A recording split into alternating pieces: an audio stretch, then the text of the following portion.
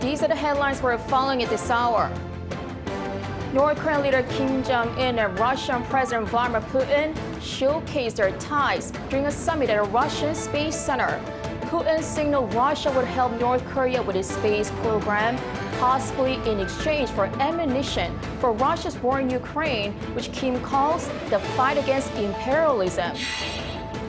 The U.S. once again sent out a warning to North Korea and Russia that any arms deal will violate UN Security Council resolutions, which it says were voted for by Russia itself.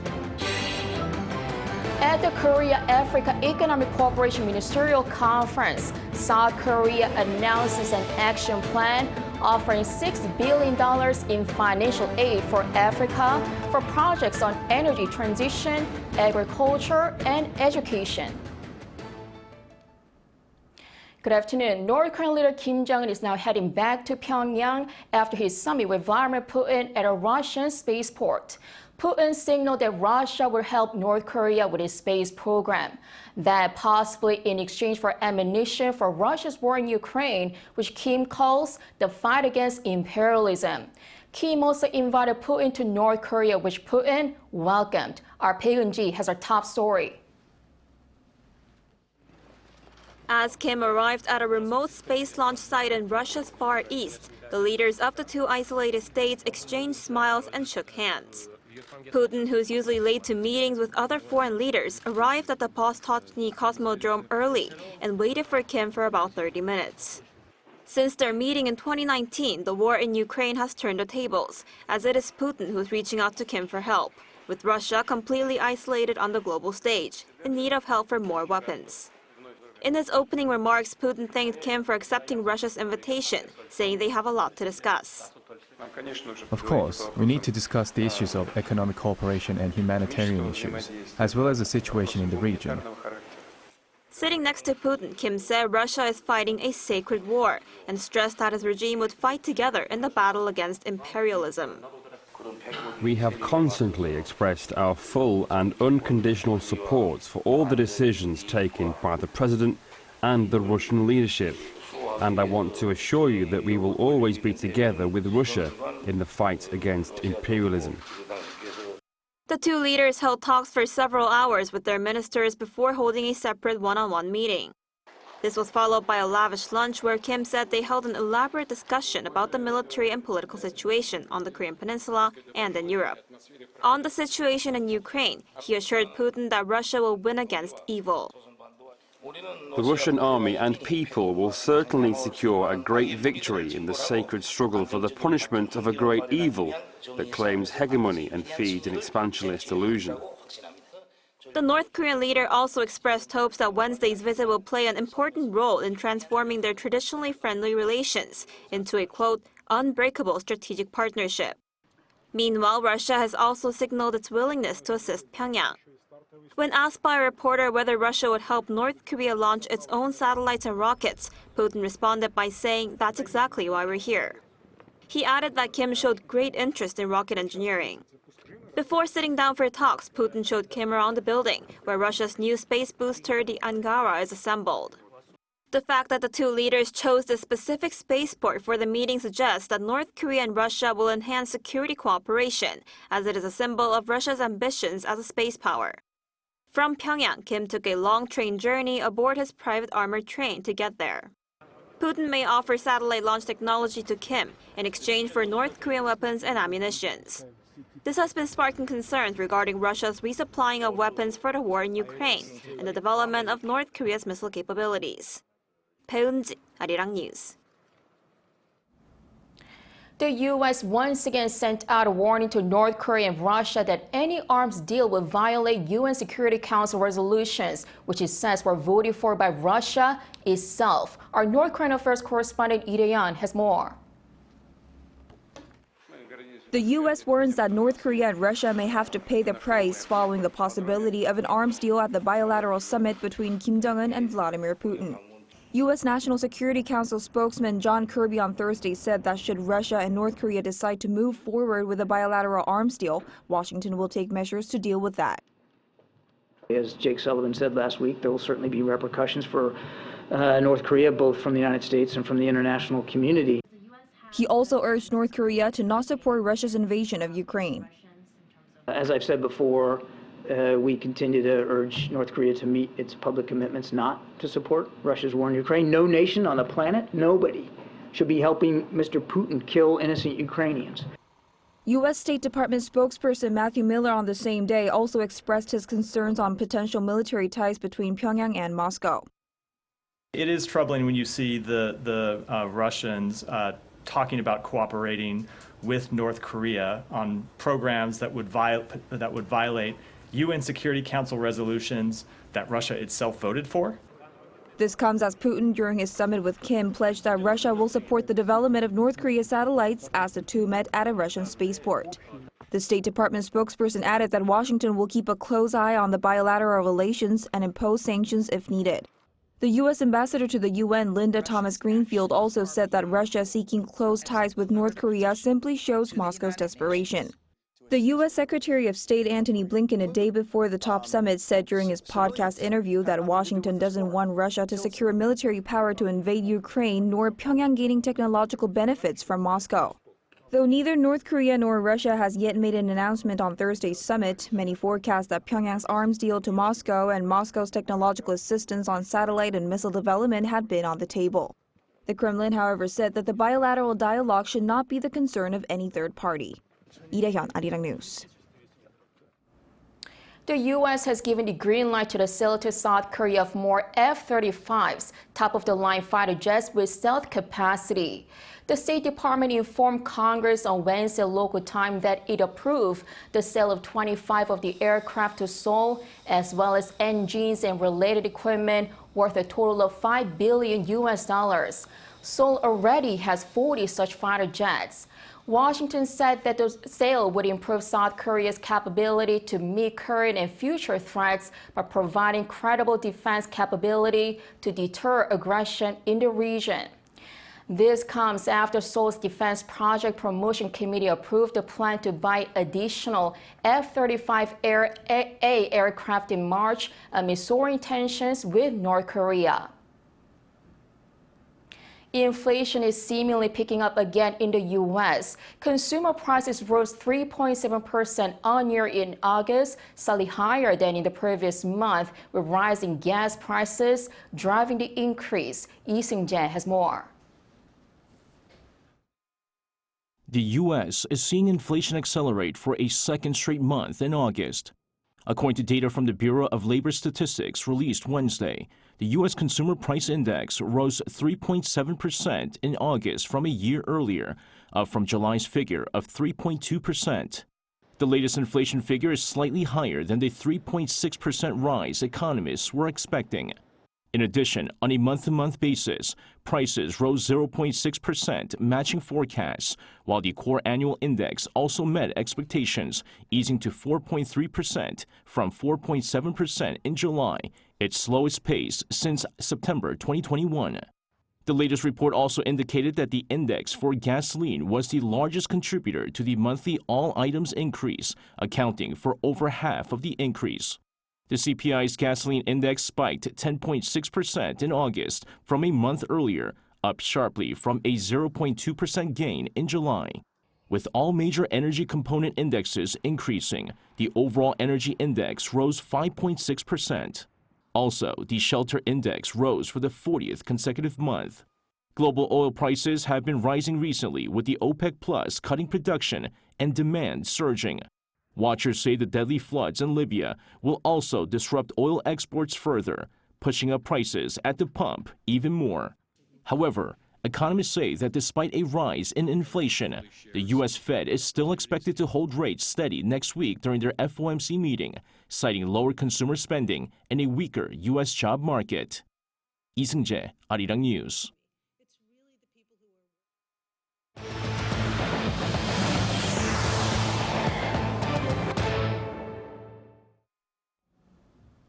South Korea's exports of electronic devices and tech products took a hit last month, falling 16.7% on year. According to the Trade Ministry on Thursday, exports of ICT products in August saw an overall decline to $16.1 billion, largely due to sluggish demand and weakened unit prices for semiconductors. However, the country's chip exports are seeing some improvement, rising to $8.6 billion in August, up from $6.2 billion recorded in January of this year. South Korea has become one of the top countries for imports to European Union during the first 4 months of 2023, behind the likes of China, the United States, and the UK. According to the Korea International Trade Association on Thursday, the value of imports from South Korea rose by 10.7% compared to the same period last year. It is the first time that South Korea has overtaken Japan and Russia in terms of goods sold to the EU. The rise was attributed to the popularity of cars and biomedical goods imported from South Korea, which increased by over 13% and 7% respectively. Now turning over to the Korea-Africa Economic Cooperation Ministerial Conference in Busan. South Korea has announced an action plan offering $6 billion in financial aid for Africa for projects on energy transition, agriculture, and education. Our business correspondent Shin-Young reports from Busan. Economic ties between South Korea and Africa can develop into a powerful alliance. That's according to Seoul's finance minister on Wednesday in his opening speech at the 7th Korea-Africa Economic Cooperation or KOAFEC Ministerial Conference, with a biennial event held for the first time in 5 years due to the COVID-19 pandemic. The importance of South Korea and Africa in the international society has significantly increased. I'm confident that if South Korea's advanced industries and Africa's growth potential are combined, we can become the most powerful alliance in leading the recovery of the global society. Under the theme of just energy transition and agricultural transformation in Africa, representatives from 38 African countries gathered in the southeastern port city of Busan to discuss ways to bolster economic cooperation. As a part of the joint declaration by South Korea and Africa, action plans for the next 2 years were announced. The plans include Seoul's $6 billion financial aid package to support various projects in Africa, with a special focus on energy transition, agricultural, and education projects. Both sides agree that insufficient electricity supply has delayed Africa's economic growth and industrialization. In response, they decided to work together to develop infrastructures such as power generation facilities, as well as dealing with renewable energy and energy efficiency. Africa has huge amount of renewable energy, and this will allow us to be able to support that. And in that sense, Korea is already supporting Africa through the Korea Trust Fund to actually prepare a study that will allow Africa to be able to consider the manufacturing of solar panels in Africa. That will help also the energy transition in Africa. So it's a big component. For agricultural innovation, initiatives will involve smart farming, the adoption of modern agricultural technologies, and the development of rice supply chains. On the sideline of the conference, South Korea and the African Development Bank held a signing ceremony for Seoul's commitment to increase its support for the KOAFEC Trust Fund. Under the agreement, it will provide an additional $24 million to the AFDB as part of the $6 billion financial package. Both sides agreed to further develop the economic cooperation discussed in the KOAFEC Ministerial Conference as groundwork for meaningful outcomes at the South Korea-Africa Summit in Seoul in May of next year. Shin-Young, Arirang News, Busan. Hydrogen is one of key sources of green energy deemed critical for countries aiming to go carbon neutral by 2050. And South Korea is hosting the world's largest hydrogen exhibition as it seeks to become a first mover in the hydrogen economy. Our Moon Hye-ryung reports. Around a quarter of all carbon reduction by 2050 is predicted to be achieved through the use of hydrogen, which set the tone for this year's H2 meet. Starting on Wednesday through to Friday, it's the biggest hydrogen-related exhibition in the world and is hosted by South Korea every year. Exhibitions like this are getting bigger and bigger every year as countries aim to go carbon neutral. This year's turnout is the biggest yet, with 280 companies from 17 countries in attendance. During the opening ceremony, the second Vice Minister of the Ministry of Trade, Industry and Energy spoke of the importance of global cooperation for hydrogen alternatives to fossil fuels as the world grapples with extreme weather and global warming. In order to build a clean, hydrogen-centered ecosystem that can contribute to greenhouse gas reduction substantially, we will establish a clean hydrogen certification system within the year and secure a stable supply chain through global cooperation. South Korea is currently dominating the global hydrogen auto industry with a market share of over 35%. However, according to market research company SNE Research, hydrogen-fueled cars are lagging with a nearly 10% decline in sales between January and July this year compared to the same period last year. This has been attributed to the lack of necessary infrastructure such as charging stations as well as high storage and distribution costs. As a result, companies are seeking to make hydrogen cheaper and more accessible. Hyundai Motor's business model is to collect food waste as a source of hydrogen to lower production costs and make hydrogen truly net zero. Steel manufacturer POSCO has developed new hydrogen fuel tanks made of thin steel strips that can be recycled after usage to replace the traditional carbon-based fuel tanks, and storage cylinders made of stronger steel with a lower production cost than the original. Hanwha Group showcased its integrated value chain for producing, storing and distributing clean hydrogen. We will be shipping hydrogen using our ships from Hanwha Ocean and storing hydrogen using our hydrogen tanks, which are the biggest in the world.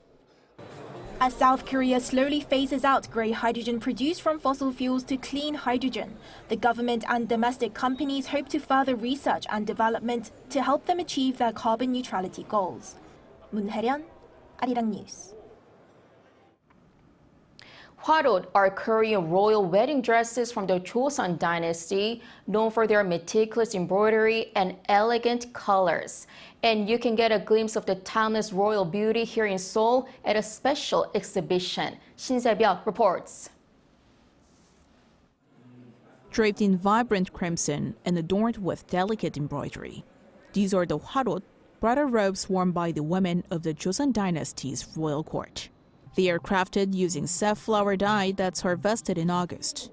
They are dyed numerous times, resulting in the deepest and purest shade of red. It's then meticulously embroidered in a variety of colors and elegantly finished with touches of gold.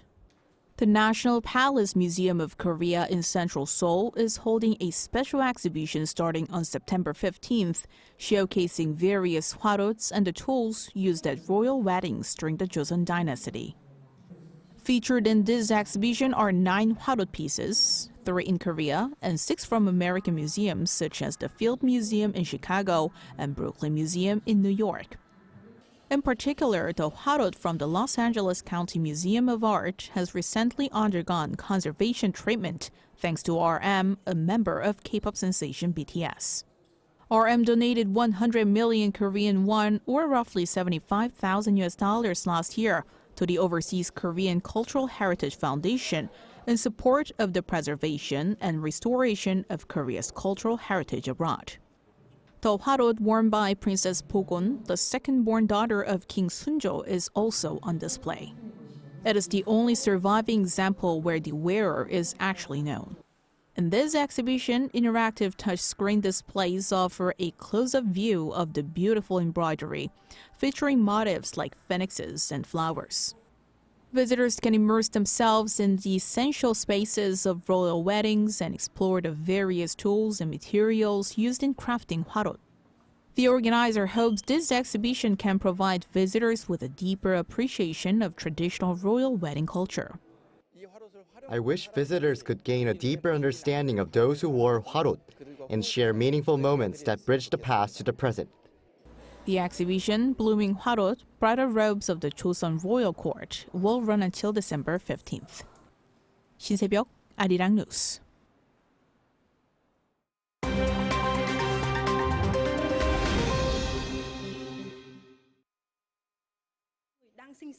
Let's take a look at what's going on in the world now. In Vietnam, at least 56 people, including 4 children, have died in an apartment building fire. Vietnamese media have reported that the blaze in the capital, Hanoi, late on Tuesday evening also injured 37 others. The cause of the fire is being determined, but according to witnesses, it began in the parking garage of the 9-story building where many bikes were parked. Firefighters struggled to save those trapped in the building due to its location in a narrow alley and a lack of fire escapes. The owner of the building has been arrested on charges of violating fire prevention regulations. Hanoi is a fast-growing city and has seen a number of new apartments being built in recent years. But local authorities say many of these do not meet fire safety rules.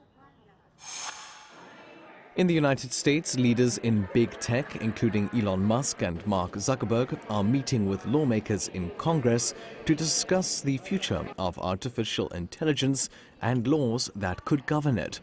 3 separate meetings on AI are being held this week on Capitol Hill. The meetings come before lawmakers begin drafting AI policies to protect against potentially dangerous material, including deep fakes. And some big tech leaders seem to be mostly in agreement on the need for regulation. I think it is important for similar reasons to have a regulator which you can think of as a referee to ensure that companies take actions that are safe and in the interest of the general public. There is still a way to go, however, as there's no consensus on what regulation should look like. Scientists say that humanity has crossed 6 of the 9 boundaries for livability on Earth. That's according to a report published on Wednesday in Science Advances by an international team of 29 experts.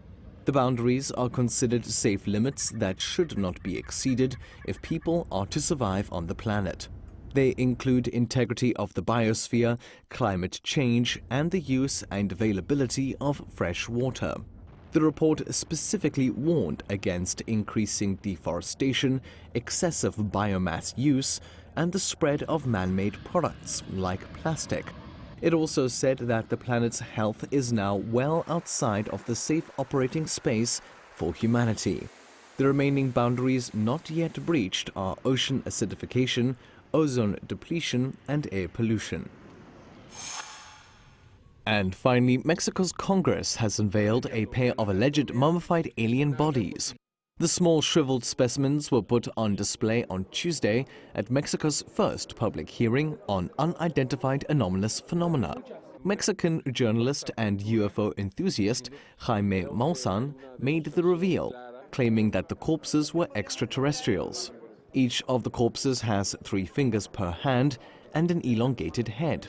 He said they were found in 2017 in Peru and are 1,000 years old. According to one medical expert, X-rays and DNA testing have shown that the corpses are not related to human beings. But there are doubts, as similar corpse findings have turned out to be the mummified remains of children. Matthew Ashley, Arirang News.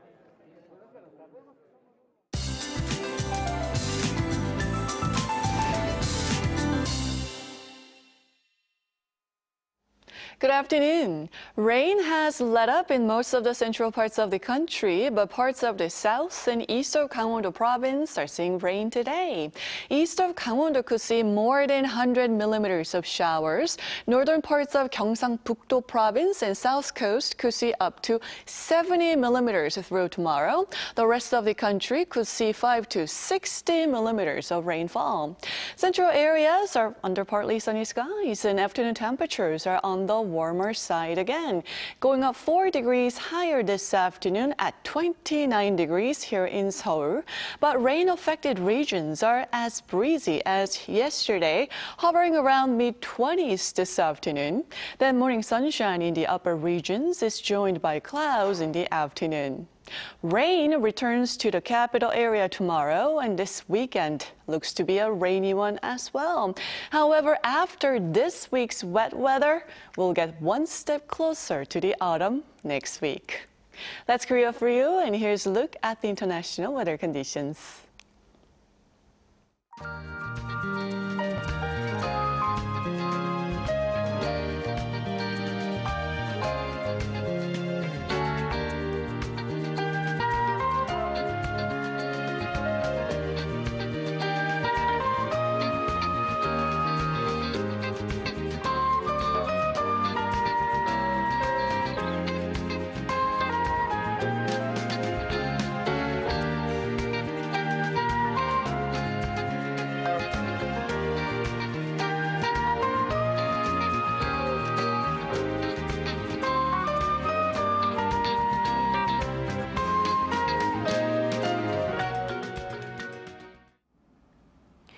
While inspecting Russia's space center with Putin, North Korean leader Kim Jong-un reportedly pumped out a series of questions and took down notes. CNN described him a curious student and that his questions were quite detailed, like is it 8 meters in diameter and what is the thrust of the largest rocket that can be launched from here? Why is Kim Jong-un so interested to launch the North's first spy satellite after 2 previous attempts have failed? If successful, it would spy over South Korea's defenses and U.S. strategic asset deployment.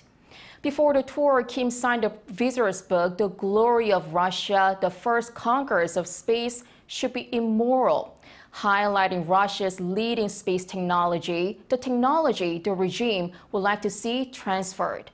That is all for today. Thanks for watching.